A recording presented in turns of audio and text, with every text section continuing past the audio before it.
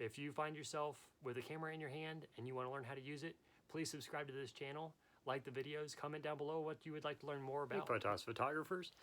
Today we're doing a video on the top 3 things to watch out for when doing portraits. I don't have a lot of experience in portraits, but these are 3 things that have come up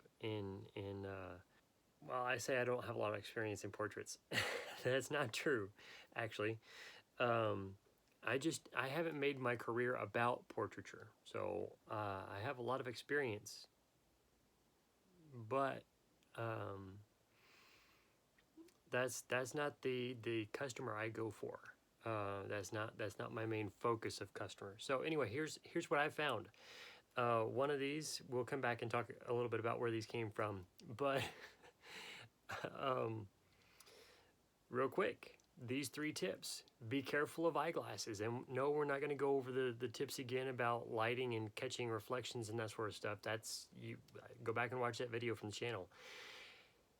Transition lenses, not a good idea for portraiture. Have them bring a second pair of glasses if they want to be shot the portrait session with glasses. If they don't want to wear glasses, have them wear contacts or whatever they may need to give them the right appearance. Some people don't like the way they look without glasses, and so you might need to make sure that they can bring an old pair of glasses that the lenses can be taken out of. That way they've got glasses and they have the appearance, but you don't have to worry about the reflection in the glass and that sort of stuff. So transition glasses for those lenses, not a good idea. When you're having flashes or have them out in daylight shooting ambient lighting, it's a bad situation. They start to get dark and there's no real reason to have the transition glasses in the portrait. You see those dark lenses and you're going, that looks odd.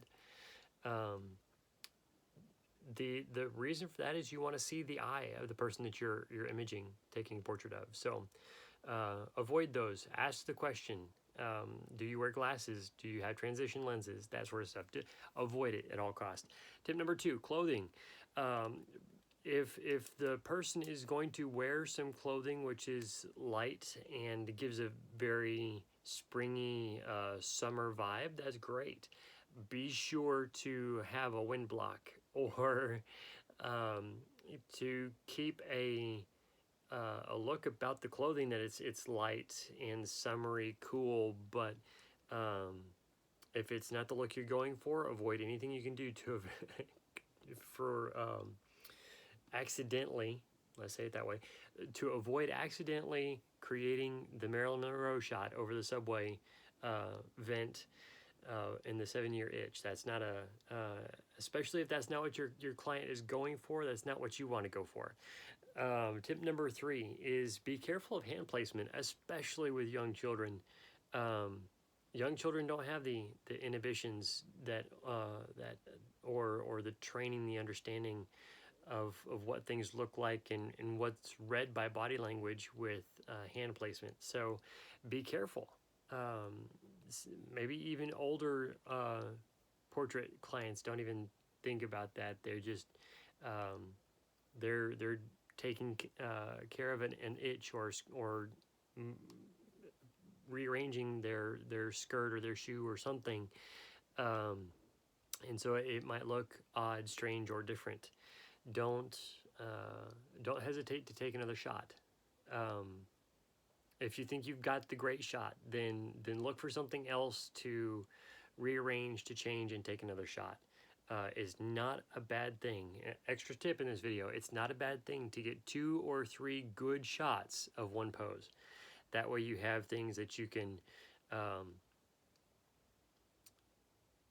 necessarily edit together, but you have 3 good shots from one pose to consider with 2 other not so great poses, but nothing necessarily wrong with them. Just maybe a preference of what they like to see. Maybe the child had some, if it's a family kind of situation, the child had a better face in one portrait than another. Don't belabor the point of one styling or one posing, but it's always a good idea to have good shots of multiple poses. So the glasses tip, I had thought about, and I had questions that were on my typical question list about glasses, but I got this one from a subscriber who was doing a shoot and reached out to me and asked a question about transition lenses, and I wanted to make sure I understood the question, so I was making sure that the transition lenses she was referring to was what I was thinking about, and indeed it was. A transition sunglasses from reading glasses or any kind of corrective lens.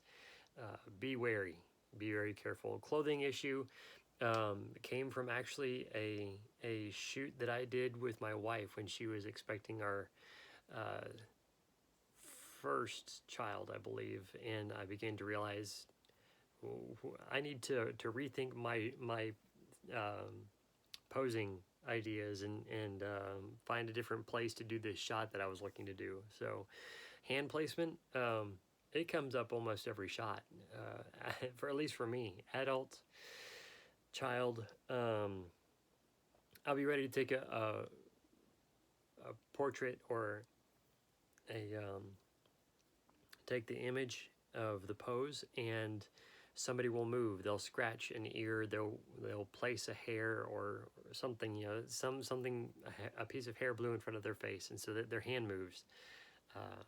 Completely ruins the shot I was looking for. I wasn't looking for a candid motion or anything like that. Now, sometimes it works out very well. Catch the timing just right, but most of the time I'm looking for something a little bit more coordinated, purposed. I prefer the spontaneous to be something styled and planned, something by which we can create something that happens to be spontaneous, uh, but not something that's well, I mean, to be quite honest, most of the spontaneous things you see in fashion shoots or other situations, I would say more than 50% of them are planned. They're not actually spontaneous.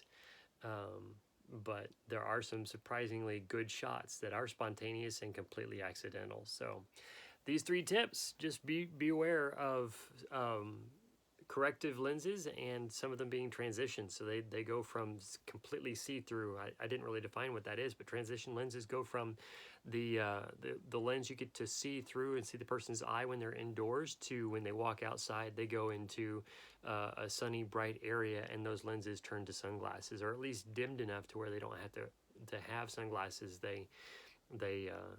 Their eyes are protected from the sun. So those 3 things are rather important. Even just a placed hand, if not styled well, can be a little bit distracting in a portrait. So thank you so much for watching, and we look forward to seeing your comments and seeing the thumbs up of the video. This content hopefully adding to the value of your shooting and a better quality shoot as you have. If you're not yet a subscriber, we would love to have your subscription. Thank you so much. God bless.